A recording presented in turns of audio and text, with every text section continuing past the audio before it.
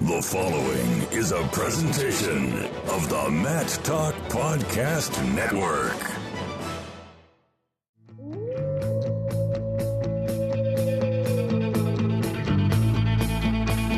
The mind of Pat Popolizio is a wondrous thing. And for you Pack wrestling fans, you'll get to go inside the mind of the Skip each and every episode here on the Pack Mentality Pop-Ins podcast. Now, here's your host, NC State Director of Athletics Digital Communications, Brian Reinhardt.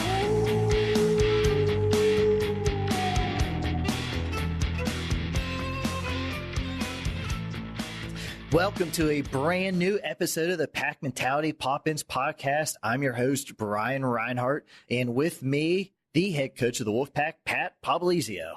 Brian, how we doing today? Pat, it's a hectic time. You know, football's off to a 5-0 start. You guys are about to start practice. Go Pack redesign. I have no time, but you tell me to come over, tape a podcast. I'm here within 5 minutes. On demand, on call, ready to roll. I like that. 5 minutes, you were here. I was here in 5 minutes. You told me I have 5 minutes, so we're going to roll through a bunch of topics, but very busy time for NC State wrestling. You're actually going out. I think we could mention it. You're going to go to the airport, pick up a recruit. Yes. You enjoy having these guys on campus, obviously. What do you like to show off about NC State? Well, yeah, great question. There's a lot to show here. Obviously, the facilities is intriguing to most people, and seeing what we do day to day, what we have to work with, and we're fortunate enough to have some first-class facilities and resources in play for these guys. But I think the big thing is showing them the town itself. You know, Raleigh's a special place to live. There's a lot going on right now, and getting people to really understand it in a short period of time, I think sometimes it's hard to do. So, you know, we got our certain places we like to go, show them some hot spots, good places to eat, and I think after seeing that, it's a no-brainer where you need to be. Signing day is coming in November, so you guys are kind of wrapping it up here. You know, again, NCAA rules, we can't talk about who has committed, but you guys feel very good about this incoming class and hoping, you know, you can get some more guys here. Absolutely. Closing out right now with some of the visits we got going on. The coaching staff's worked extremely hard getting these kids to campus, and we are looking forward to the signing date coming up. And I'm confident we'll put together another first-class group of kids that fit our philosophy and continue to add on and build on what we've created already. You mentioned that getting guys to campus, a little bit of a, you know, tricky fall. We had a hurricane come in. You had to cancel some stuff, but just like every other team around here and a lot like people in North Carolina, you guys have adjusted and feel like, are things back to normal now? Absolutely. The good thing about that is you know where you stand in the recruiting process with these guys, because if they were willing to come back and reschedule, then you know they're serious about their interest in our program, and ultimately that's what we want. We want kids that are here looking at us because of the academics, the process that we've gone through to build the program, and the kind of people they're going to have to train with, and our coaching staff. So yeah, I guess it was a good thing. You know, it was unfortunate when it happened, but we were able to not waste anybody's time and resources. And a couple kids that decided to come back, they're the ones at the end of the day that fit our philosophy more than anybody. And last time I got to talk to you, probably the last time you returned a text of mine, but we've released the schedule. Yes. You know, I have you on silent. I know. I told someone the other day. You text me so many times. I think he blocked me, but that's cool. I mean, call me. You know, you're like these guys on the team. You pick up the phone and call me. I like talking to you. You're right. I do. The only time you talk to me is on this podcast. True. People think we have this great rapport. We never talk to each other. We just text. That's not true. You can't take my sarcasm anymore. You got soft ever since you got married. Going back to the schedule. Feedback, comments, what have you heard? How much are people excited about all these great duels coming in Reynolds? I think it's going to be a great schedule. It fits our team where we're at as far as the program. We're going to be young again, so I think our schedule fits our needs, and that's most important to me, is putting what we need on the schedule for the guys that are coming back, returning. We see a lot of different conferences this year. We're going to see the Big Ten quite a bit. We go to some hostile places. That's ultimately what I want. I want to be battle tested mentally, physically. I want to travel, go through some adversity. So I think we hit all that kind of stuff through the season. And then also, we want to have some premier matches here on campus, and we're going to be able to do that. We'll get Nebraska at home early. We're going to have, obviously, the ACC duels that we get to host here are going to be really good. And then West Virginia is a new add-on from previous years, so that'll be another good Big 12 team that we get to test our skills against. And then going down to the South Beach duels, we'll see 2 Big 10 teams there and a couple other, obviously, seeing Branch from Wyoming, who does a great job, has a lot of great kids on his team. So that'll be a true test for us that weekend as well. And talking about that schedule, please go buy those season tickets. Go to gopack.com/buy tickets. But schedule, that means practice has started. What's the vibe like in the practice room? It's been good. Our mentality has grown to more what I'm liking and wanting out of our freshmen, and that's been the biggest thing for us. Is sometimes it's a transition from high school to college on expectations of what hard work really is, and it can be some growing pains through that. And these guys have done a great job understanding what we want and continue to be coachable and working with us and pushing themselves beyond their comfort zone. And I think that's what makes a program grow and guys get better. And that's what we have right now. And I'm happy to see the effort that these guys put through and their willingness to do that. And we got to continue to push those guys now on the technical side of things. And that's what we'll transition into now, is a lot of technical stuff as we get ready to compete in the next month. Great way to start the season. Just announced Tariq Wilson has been invited and accepted an invite to the NWCA All-Star Classic. 5th straight year NC State's making an appearance at this event. Tariq has a rematch with the NCAA final, Seth Gross. What goes into that decision of deciding, he got invited, but actually going out there and competing like that? It's great for him. I think it's obviously great for our program to continue to compete in that. The NWCA does a phenomenal job. Troy Nickerson, Northern Colorado, is continuing to build his program. So to get on his campus and showcase NC State, I think it's going to be a great event.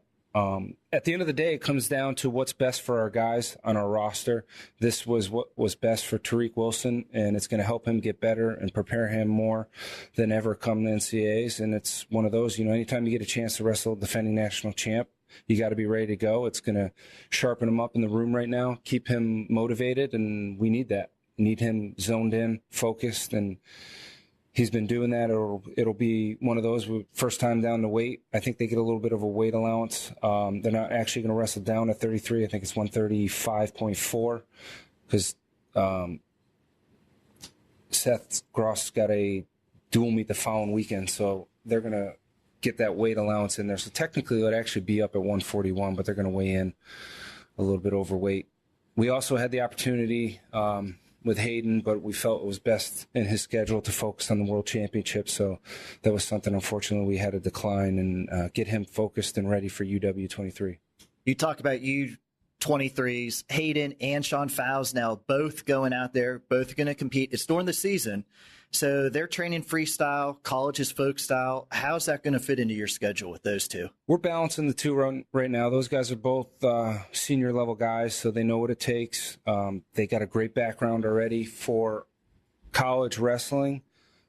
That'll make it that much better for them, that they can focus in on some freestyle stuff. So we're balancing the two right now. They're about 50-50 on it.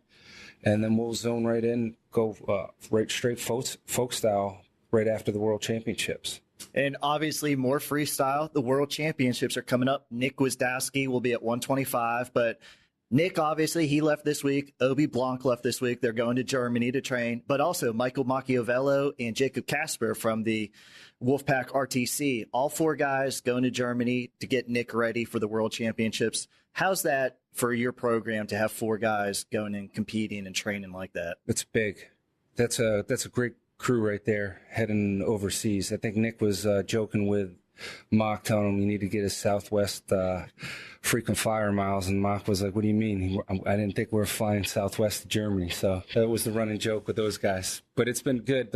Keeping Nick relaxed, loose, having that group going overseas with him is big. We'll follow up with a huge group of people coming from New York, Raleigh. I know there's a lot of people going out there to support him, but at the end of the day, we want to be there to watch him accomplish his goals. And there's been a lot of people that have helped him along the way, and we want to be there firsthand to watch this event. But it's been big. It's been very helpful and awareness for our program. Nick's put a lot of hard work time with all those other guys continuing to grow, and Obi's countless hours behind the scenes coaching Nick.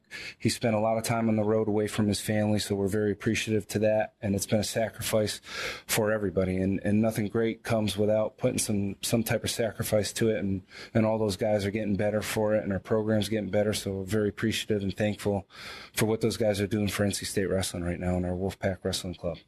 Pat, is a great wrap-up. I kept it to 10 minutes. If anybody sees a big pickup truck with the license plate to skip barreling down the highway, get out of the way. Man's got to get to the airport. We're going first class on this trip. Well, we'll lay out the red carpet, so see if we can get it done today. Now stay tuned to our 2 featured interviews in this episode of the Beck Mentality Pop-Ins podcast. Backed by popular demand, our Hidden Heroes segment returns. And this episode, we feature the equipment manager for the NC State wrestling team, Brad Beauregard. Brad, welcome to the podcast. After some nagging by you, glad I could finally feature you on the podcast. Absolutely. Thank you for having me. I also appreciate a tough last name. As everybody knows, I suck at pronouncing names, but I nailed that one. Brad Beauregard. That's it. Most people don't get it. You got it. What is that, Spanish? I think it's French. Perhaps. I don't speak French, but I've been told. Okay. Well, good start. When you talk about the behind-the-scenes people in the program, I think your job description fits that to a mold. They have you over here in WB in some kind of bunker, but right in the flow of traffic for all the guys that come by and get their gear. And I like to refer to you as the Santa Claus of the Wolfpack Wrestling program, always bringing gifts and bags of gear to the guys. And some of us lucky enough to be working with the Wolfpack Wrestling program. I asked this question to all of our hidden heroes, but when I said you were the equipment manager, how would you describe that role and what you do for the wrestling team? Yeah, I mean, it's kind of, there's a couple parts to it, I guess. In preparation-wise, probably the part that everyone sort of sees and kind of, really likes to talk about is the ordering of it and picking through it and the catalogs and stuff like that. So we're actually in the middle right now of picking items and ordering for next year. So by November 1st, we'll have all the orders in for essentially you forecast what the team will kind of look like for next year based on who's graduating and whatnot. So we'll order that all at the end of this month to come in July and then give out next October. So, that's a very long process, ordering in November. Yeah, especially because, wrestling official practice just started recently. And so right when we just gave the guys all of their gear last Wednesday.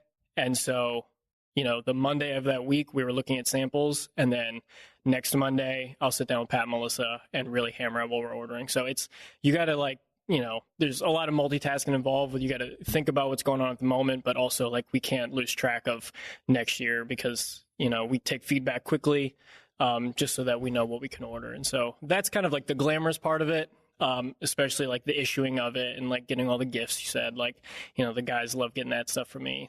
On the flip side, probably the dirty part of it, no pun intended, is the laundry aspect of it. These guys, they'll practice twice a day, lift in the mornings, practicing at night, practicing on Saturday mornings. So all of those workouts, someone's got to wash that stuff. And so that's me, so I'll come in at 8 o'clock, wash the stuff from that morning. Guys will work out, do, technique throughout the day, get that stuff going. And then sometimes I'll stay at night to get it going, but otherwise that laundry's waiting for me the next day. And usually Saturday or Sunday, one of those days, you're coming in for a couple hours to get the laundry done. So a lot of people that think the job is pretty glamorous, you just wear cool Ultra Boost all the time and buy cool things. That's the part they don't want to think about is how much laundry. And wrestlers aren't the cleanest people. Do wrestlers sweat? The wrestlers sweat more than I could have ever imagined. I've worked football. I've worked rugby. Pretty, intense contact sports, but the laundry for wrestling is like nothing you've ever seen before. We joke this is your first podcast interview, but you're off to a great start because you have segued into my first question. Since I called you the Team Santa Claus, give us a rundown of the gear the guys get once practice gets underway. Oh, geez. Yeah. So they got a lot. we'll say, is kind of like a mix of practice stuff and then stuff they just kind of wear around. As far as practice stuff goes, they got, short sleeve, long sleeve t-shirts and kind of a Climalite feel. They got short sleeve, long sleeve t-shirts that are like kind of more cotton feeling. They got crew neck sweatshirts, hooded sweatshirts, thin joggers, thicker sweatpants. They got these really, really like thick Climate Heat, long tights, thin long tights, half tights, thick half tights, stuff to walk around in. They'll get, beanies, hats. We did a gray quarter zip. We did a white kind of t-shirt feeling hoodie. We'll do a travel suit that's really cool. It's super nice and embroidered NC State Wrestling, and we brand wrestling on everything. Obviously, we use Block S logo, Wolfhead logo, and everything like that. But Pat, especially in particular, wants people to wear wrestling proudly.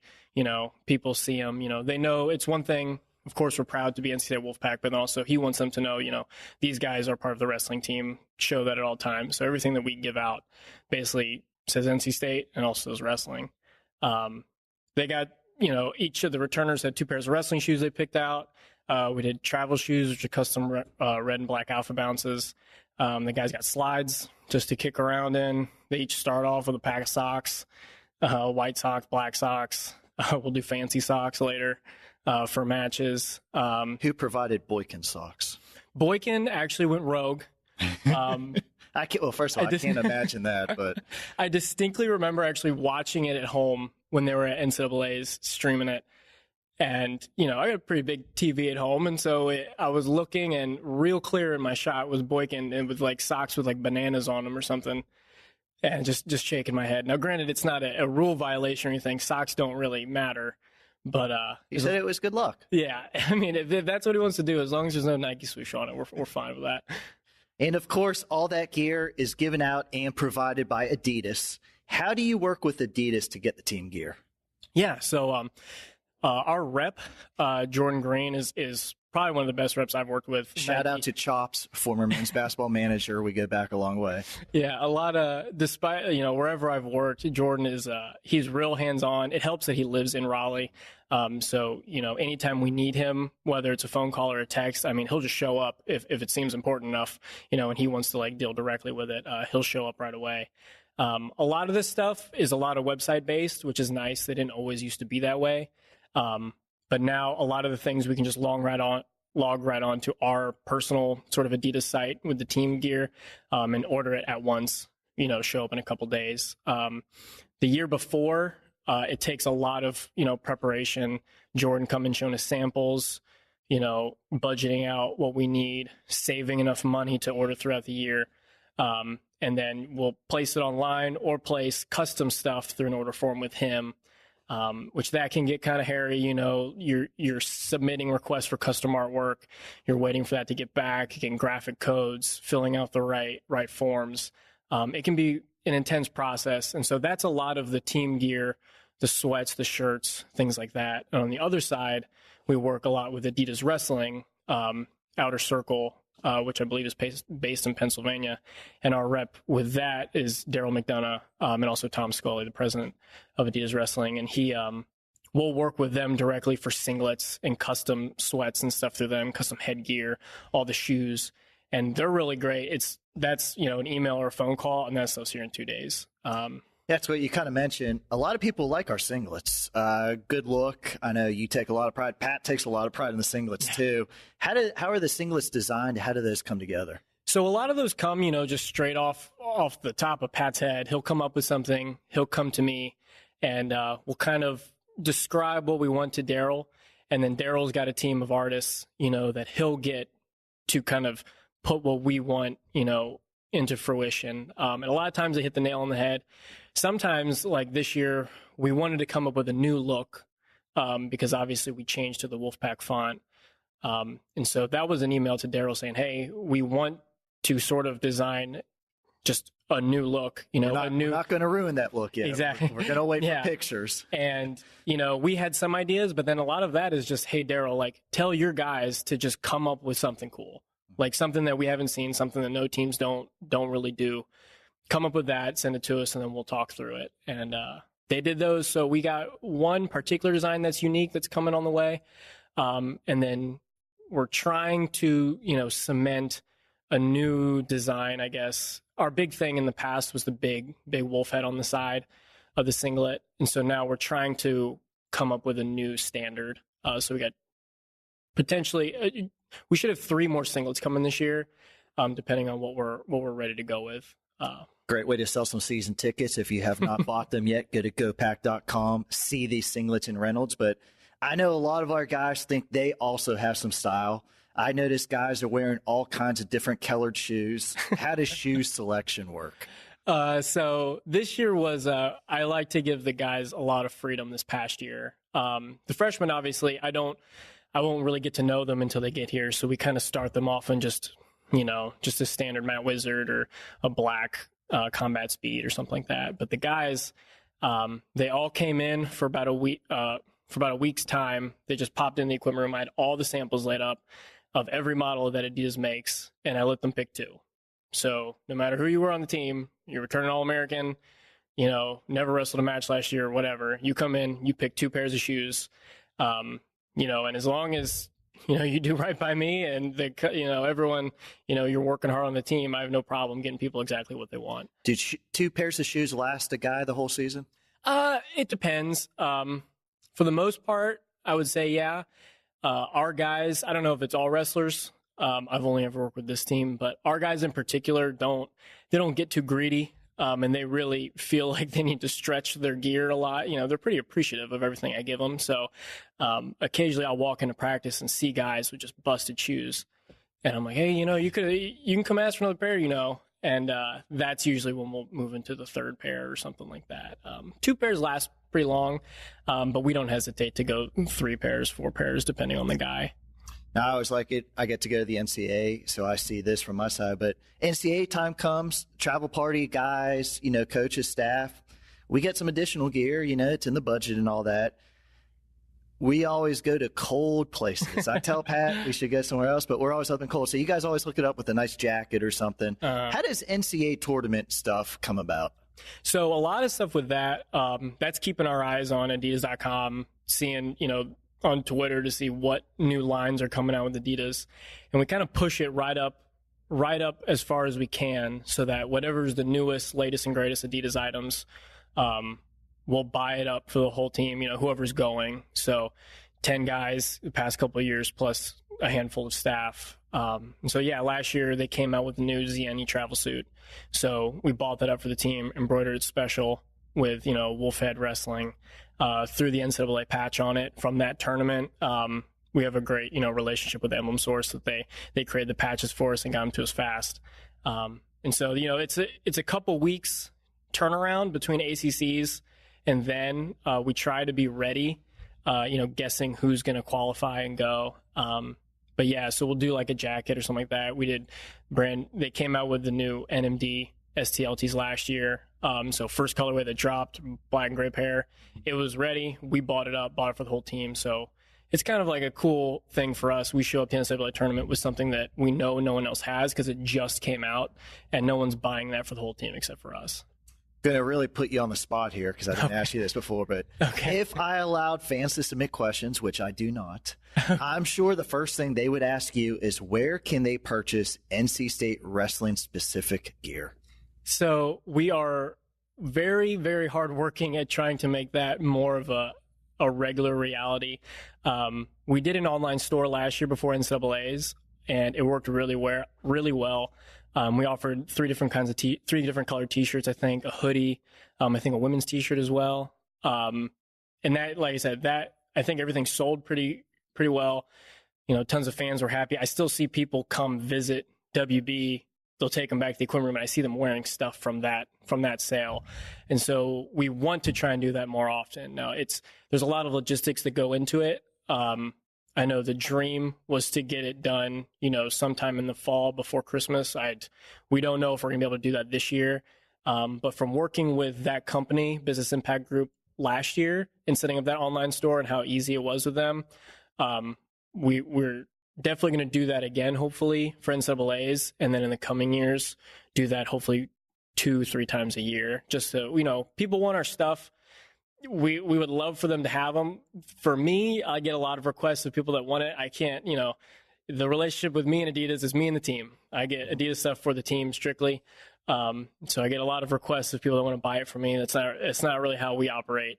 So we're working really hard to try and make that a reality. You're a very popular guy. People want this wrestling gear. They know you have it, so they just come and ask. They do, yeah. A lot of Twitter requests. People find me on Twitter and ask for it very politely, but and so I have to politely decline and tell them things are coming. But you're also telling me you're going to reappear on this podcast because you're going to drop this website, and all our fans are going to be happy. So you basically just booked yourself for a second interview. I suppose I did. Yep, I will definitely be on I'll come on and promote the website when we get that off the ground. Brad, thanks for taking the time today to talk to us about your role with the NC State wrestling team. It's always cool I know what goes on behind the scenes, but I think our fans really appreciate who is behind the scenes, what they're doing, and all of us have a story to tell too, and how we help the program, and the program really helps us in what we're doing. So thank you for joining us on the podcast today. Yeah, absolutely. Thanks for having me. I'll be on anytime. And thank you once again to our anonymous donor for sponsoring our Hidden Hero segment. This has been a tremendous addition to the Pack Mentality Pop-Ins podcast, giving our fans a chance to understand just how many different people have roles in supporting the Wolfpack Wrestling program. If you would like to donate anything to this podcast, please reach out to us on Twitter or email me directly. I love to correspond with our fans, and with our next donation, I look forward to seeing what ideas that individual will have, as I'll incorporate your gifts into this podcast. And you can reach both Pat and myself on Twitter at PackWrestle. And my email is bcreinha@ncsu.edu.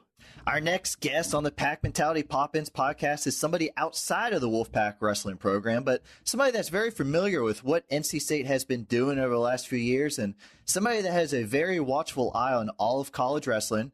Earl Smith from the openmat.com joins us today via Skype. Earl, thanks for taking the time to talk to us today about some of the preseason rankings. Thanks for giving me a call, Brian. I appreciate it. And all of the preseason national rankings have started to come out over the last few weeks. First, here on our podcast, we talked to Flow Wrestling about their preseason ACC rankings. And today, we have Earl to talk us through the openmat.com's preseason national rankings. We're going to be talking about where the Wolfpack individual sits and just how the ACC looks overall nationally. Earl, I guess we should first start with, what is your role with the openmat.com, and what is your background in covering NCAA wrestling? Okay, so I am currently the editor and head writer for the Open Mat. This is a position that I've held since May. Originally, I started a website on my own called D1 College Wrestling about 10 or 11 years ago, and have been covering NCAA and ACC wrestling since then. I live in Virginia, ACC country, so I've been to most of the ACC tournaments over that time. And last year, I started with the Open Mat on a part-time basis, doing high school coverage and rankings, and now since May, I have been full-time as an editor, and this will be my first college season with the website. And as I said, I really wanted to dive into where you ranked NC State's wrestlers in your top 20 at each weight class. But first, let's start with a general NCAA wrestling question. First official practices start this week, and in some of the research I did about the Open Mat's rankings, I noticed 7 of the 10 national champions from a year ago are returning. Unfortunately for NC State, our national champion at 197, Michael Macchiavello, has moved on and is now training full-time at the Wolfpack's RTC. But on a national level, with so many national champions returning, how exciting of an upcoming season do you see this year? I think it's going to be very exciting. Penn State is, I guess, going to be the team to beat, at least, with Ohio State, Iowa, NC State, Michigan, the same teams that were at the top, chasing after them as well. And I always think it's fun when you have a lot of returning NCAA champions, because if you're looking at the rankings now, you're looking at a defending champion, a number 1 ranked guy. And, my thinking is I don't see how that guy can lose, but inevitably every year there's going to be, 2 or 3 of those guys that end up getting beat somehow. So, that's exciting for me. And back to NC State, at the Open Mat, you guys cover a ton of high school wrestling in addition to college. So a lot of the guys that have put on an NC State singlet, you guys were familiar with before they even got to campus. But from a national publications perspective, can you speak to the job that NC State has done over the last few years? And I'm talking about 3 national champions, 11 All-Americans, 5 straight top 28 NCAA finishes, and last season, the first team trophy in school history with a 4th place NCAA finish. So how do you guys perceive NC State now? It's just incredible. I think that their best days are still ahead of them, even with a 4th place finish last year. If you look at the recruiting rankings and just the kids that continue to be brought in, it's very impressive. And they have where I don't know if we're able to officially talk about this, but, we have a bunch of guys that look like they've committed already for the 2019 recruiting class, even into 2020. So, it looks like it's only going to get better. I'm going to share this story with you that I talked to a coach recently, and we'll just say he's in the region, and he told me about when he heard that NC State hired Pat Popolizio. He turned to one of his assistants and said, "Oh man, we're in trouble." And the assistant was kind of like, I don't know about that. But he's like, no, I know him. He's going to turn that program around. And I think that kind of speaks to what kind of respect he has in the coaching community, because that was at Binghamton when he had a little bit of success, started to, turn the program around. But I don't think he was a household name at that point. Going back to those recruits, I really appreciate you not naming names, as unfortunately, they committed. We cannot talk about who has committed, but NC State definitely hitting hard the recruiting trail. But I think we're going to roll right into your rankings, which you guys published on your site last week. For any fans that want to go see, please visit theopenmat.com. And I'll start with talking about who from NC State you have ranked and like to get your opinion. So obviously, you got to start at 125. Redshirt senior for NC State, Sean Fowles, ACC champion last year, 3-time NCAA qualifier. You have him right on the border of All-American status. 2 years ago, he was 1 win away. Last year, we didn't really pub it up a little bit, but he was injured at the NCAAs and went 1-2. But you have him seeded number 9 to start the season. Talk about how you see Sean and maybe about 125 overall. 125, they have a couple of the longtime stalwarts have moved on. That's Nathan Tomasello and Darian Cruz, both former NCAA champions. So there's going to be a little bit of changing of the guard up top. Sean, I have him in at 9 right now. That's going to be directly behind Louis Hayes from Virginia, who ended his season. However, Sean defeated him at the ACC tournament. He earned a 5 seed going into nationals. So that is a 9 ranking right now, but I would not be shocked if he was, much higher by the time, the NCAA tournament rolls around and when it's all said and done, really. And moving up to 133, I'm very biased, obviously, with NC State, but one of the top stories of last year's tournament was the performance of Tariq Wilson. He was a redshirt freshman last year, unseeded.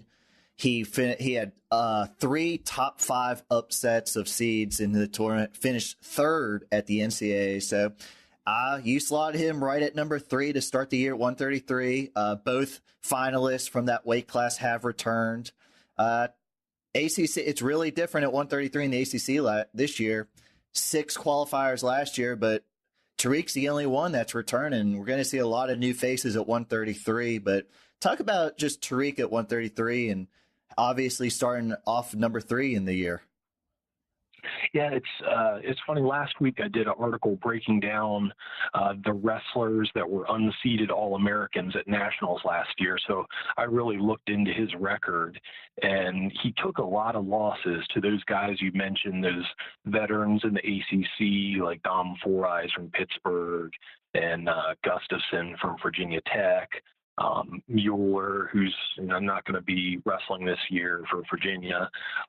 So his record, to people who may have been doing the seeding, didn't look impressive per se going into nationals, but you could tell by his results that he did improve as the year went on. So there were other wrestlers that I analyzed who their performance at nationals may have been a little bit fluky or lucky, but based on what I saw from him, how he battled with the top guys like Seth Gross and beating Pletcher, I would expect him to be up there with those guys as well. And being a freshman, I'm sure he has more room to grow, and we're probably only going to see a better version of him this year.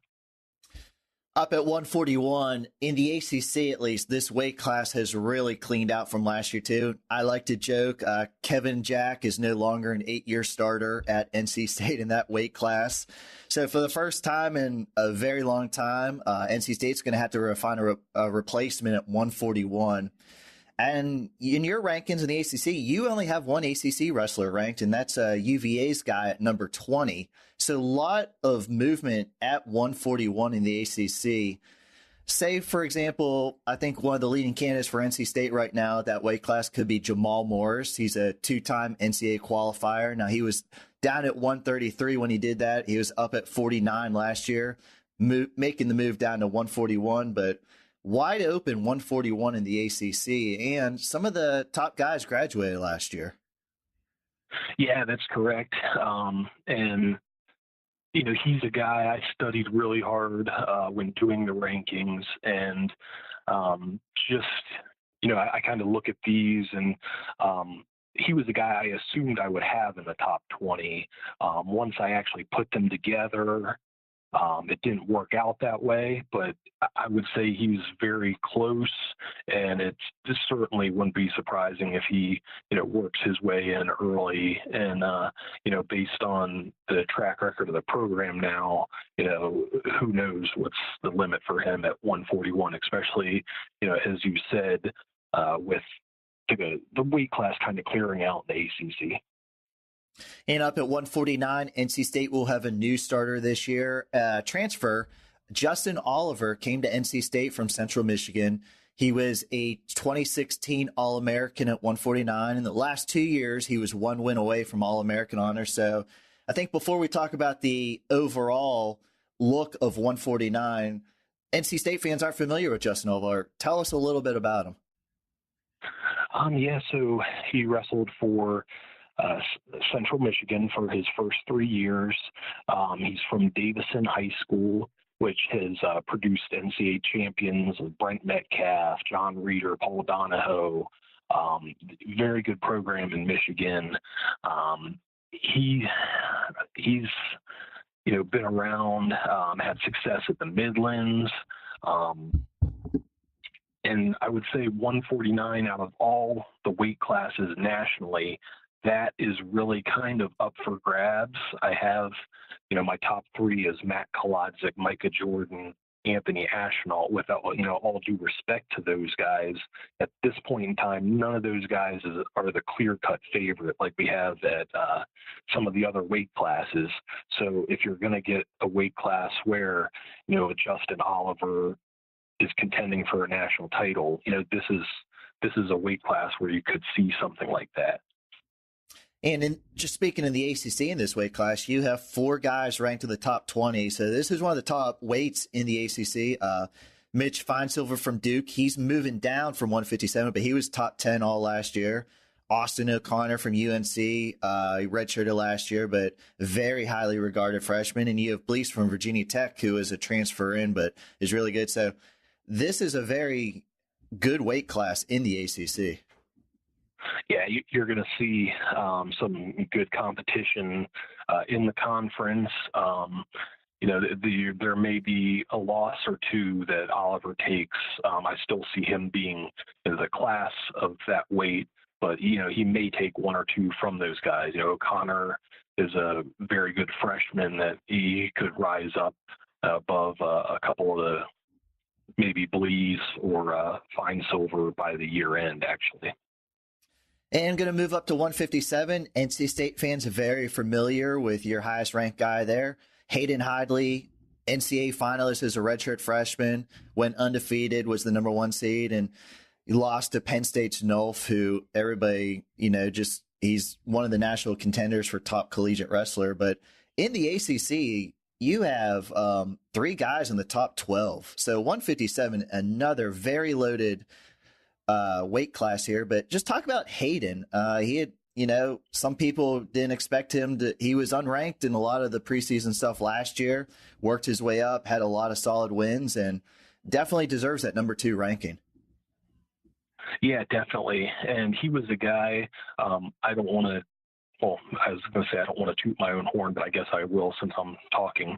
I didn't do college rankings last year, but I assumed he would be a guy that would have been in the rankings preseason. He wasn't, but I was familiar with him. I've seen him a lot and was a big fan. I'm not going to say I expected him to be undefeated and make the NCAA finals, but I expected a big year for him.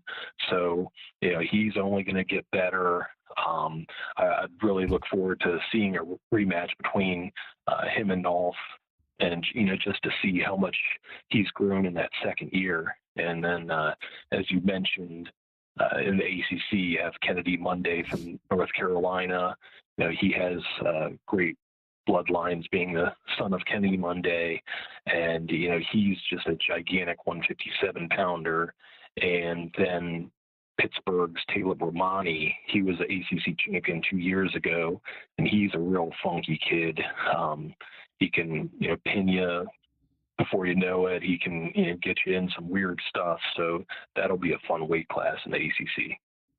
And going up to 165, NC State has to replace one of its starters. So you do not have anybody from NC State ranked at 165, but I believe redshirt sophomore Thomas Bullard, he's penciled in right now, and he was an NCAA qualifier at 157 as a true freshman, redshirted last season, so maybe a little bit under the radar to start this season. Would you agree with that? Yeah, I think so. And again, he was one that just looking at his name and knowing his history, I thought he would maybe in the top 20 for the rankings. But again, it didn't work out that way. You have Pittsburgh's Jake Wenzel at number 19. That's definitely a place he could sneak in at some point. You're also going to have in the conference Mekhi Lewis, who just won a junior world championship for Virginia Tech. So he's going to be a tough one to overcome. And I kind of was, I tend to be cautious with ranking freshmen. I have him at 13, but I definitely could see him higher than that as the year progresses. Up at 174, you did get a Bullard in there. We have redshirt sophomore Daniel Bullard. You slated him at number 16 to start the season. And 174, it was going to be a little bit of a question mark coming in. You have Matt Finesilver at 19. And very late, Virginia Tech said McFadden is going to move up to 174. So you kind of put him at number 5 nationally, top of the ACC. So that kind of changed your rankings a little bit, I would say. But Daniel Bullard, he was a NCAA qualifier last year. So another very solid person in the NC State lineup. How do you see 174 playing out? Yeah, 174 is going to be pretty interesting nationally because the top 8 guys there are all returning All-Americans at various weights. So that's kind of like what I said before. Just looking at it on paper, it's like nobody's ever going to penetrate that top 8, but invariably that happens. So Daniel Bullard's a kid that could do that, and I could see him moving up. It will be very tough to get on the podium at that weight class, more than others. And we talked about 149 and 157 being very tough. 184 might be the premier weight class in the ACC this year. In the preseason, you have 3 guys ranked in the top 10. You have 5 guys ranked in the top 20 just from the ACC. I'm going to talk about redshirt sophomore Nick Reenan, redshirted last year, made it to Final X, just had a tremendous offseason. You started him out at number 10. Might be one of the highest ranked guys who was a redshirt last year falling in, and especially he's moving up a weight class. Could you talk about where you see Nick and just how he deserves that number 10 seed? Yeah, that one was really difficult for me to judge exactly where to put him in at, because he had an excellent redshirt season. He had a win over Zach Savatsky from Virginia Tech, who I have in at number 4, and then even improved, as you mentioned, from that point with his performance at Final X and all the qualifiers. So I have him at 10, but I really think that's kind of conservative. I tend not to drop returning All-Americans above guys who haven't All-American unless, there's some special circumstance around that. So you mentioned there's also Chip Ness from North Carolina at 7. That's a spot I could see, Nick getting above as well. But, really kind of the sky's the limit of this weight class. And I think the two upper weights in the ACC, they both really cleared out. 197, 285. We're going to be seeing a lot of new faces. Virginia Tech, for example, has 2 guys that transferred in, penciled in to be starters. But I'm going to start at 197. It looks like Malik McDonald will get it penciled in there for NC State. And you actually had him at heavyweight. And like I said, there's so much movement in these rankings, guys going in and out. But say Malik gets the starting spot for 197. Where do you see him in that weight class? Yeah, I would see him probably between 14th and 17th to start with. But again, as you mentioned, that's all. 197 and heavyweight are always funny weight classes, just because you have so many seniors there and they always clear out. So, he's definitely a guy that has been around, has had some share of good wins over the years. So he could definitely move up from that 14 to 17th spot. And going up to 285, NC State. Battle of true freshmen it's looking at right now. Colin Lawler, Deontay Wilson. I will say you usually, and you mentioned it before, you tend not to rank true freshmen. So a lot's going to be seen. But 285 in the ACC, we got one new face, Billy Miller, transfer from Virginia Tech. And North Carolina heavyweight, the only other person ranked there. So I would think 285 is a little bit wide open in the ACC and maybe a little more nationally too, as obviously, you have Snyder and Kuhn both graduating. What do you think you see out of 285?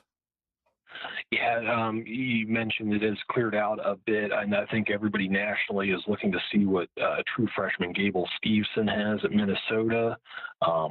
He's going to be one of those rare freshmen that jumps in and probably contends for a national title.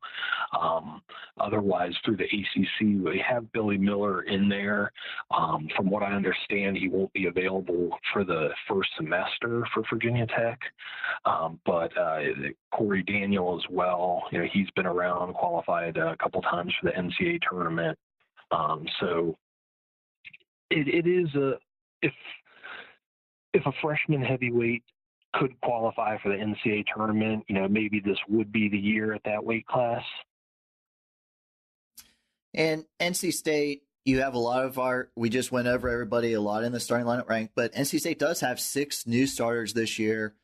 How do you see the Wolfpack playing out this season? I really see a good year for them. As we went through that lineup, I think more often than not, I was kind of conservative with them. So you could see a Nick Reenan jump up to be, top 3. You can see some Sean Fowles, jump up. So that team ranking that I have definitely is kind of conservative at that point. And then if you throw in, some of the guys that are freshmen or inexperienced, I really see a good year for them nationally. The ACC tournament, I always like to joke that, you can have just 1 or 2 matches that turns around the tournament. There have been plenty of years that I've went and thought a particular team was maybe the third or fourth best team in the conference, they get an upset or two, and next thing you know, they're in first place. So the ACC tournament's always a little wacky just because it's such a small tournament. Earl, great to catch up. I'm such a stat geek. I like talking preseason rankings. Pat hates talking preseason rankings. So it's great it was great to have someone on, break this stuff down. Before I let you go, I want you plug your website, plug your social media so our fans can follow you guys throughout the season. Okay, thanks. It's theopenmat.com, and it's the Open Mat on Twitter, on Instagram. I'm on Twitter at Earl of TOM, which is the Open Mat. I love to talk wrestling, so if you want to shoot me a tweet and ask why a certain guy is ranked where, I'm free to discuss that. But come and check out the website. Got a lot of college content coming out, of course, with the season coming up less than a month now. So there's just going to be more and more as we're getting closer to that time. Earl, thanks for taking the time to talk to us. Maybe, as the season progresses, we'll catch up with you and see where our guys are ranking maybe midway through the year. Yeah, that sounds great. I want to thank everybody for listening today. This is your Pack Mentality Pop-Ins podcast covering all things NC State wrestling. Until next time, Wolfpack wrestling fans, go Pack!